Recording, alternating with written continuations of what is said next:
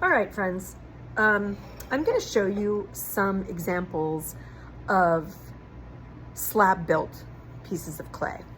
So a slab is just like a pancake, basically, and we can make them in a couple of ways, but all of these pieces of art were made from thin, flat pieces of clay, and then pieces were added onto them. Okay, so all of these are slab built. It came from rolled out pieces that were scored and slipped together. All of these were made with slabs. So there's all kinds of things that you could make. This little box was also slab rolled. And as you can see, it's a heart shape for the top. And then the bottom is a heart shape also. And then 2 rectangles were cut out and then scored and slipped together for walls. So that is another slab built. You can make cute little animal faces and things, just whole animals in general. All right, now I'm going to show you how to do it.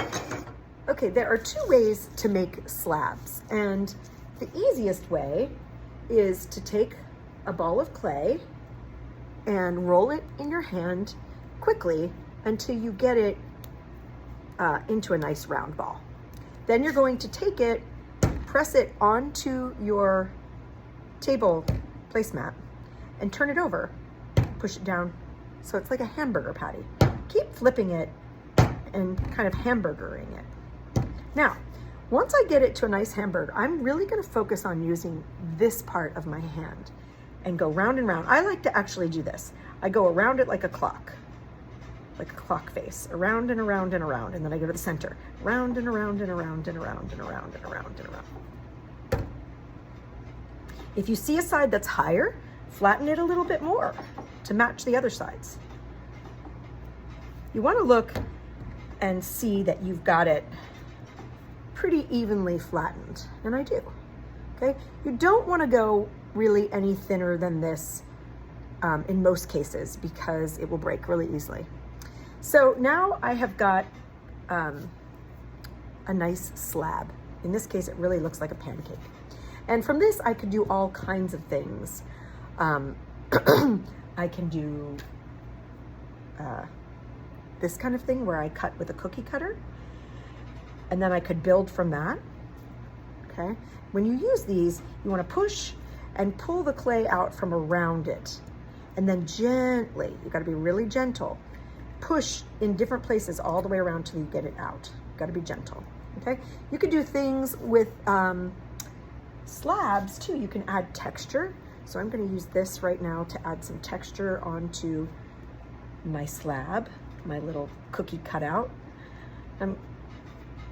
We have a whole bunch of different kinds of cutouts that you can use for this, cutters. And then look at that. I've got some really great texture on there. Okay. There's all kinds of things you can do with slab, like I showed you before. You could turn that into a dish or something and put a little, what we call a foot around the bottom. So to create a foot, you basically roll out a little circle, and you're gonna score and slip that, and then you set it on top, and you've got like a little dish. Okay, you can roll it up like that and let it be something that holds something. A foot looks like that on the back, but of course, you have to score and slip all these pieces together, which I'm not showing you right now. I'm showing you how to build a slab. Okay, so that is one way. When you roll out clay, you dry it out a lot. You don't want to roll it out and then ball it back up and roll it out and ball it back up. It will dry out and you won't be able to use that clay. And in fact, nobody will ever be able to use that clay. So I really recommend you roll it out one time only. All right, so I'm gonna get a new piece of clay to show you another way to create a slab. Again, I'm starting with a ball of clay, and then I'm going to take the ball in the same way, and I'm going to try to create a patty, like a burger patty again. Flipping it, flipping it, flipping it. Okay, now I am going to use a couple of tools. These sticks are going to go on both sides of my clay, and it's going to get bigger as I roll it out. They're going to keep me from getting too thin. They're going to keep my roller from rolling it super flat and skinny. So you must have this resting on the sticks. If you do this, it doesn't work.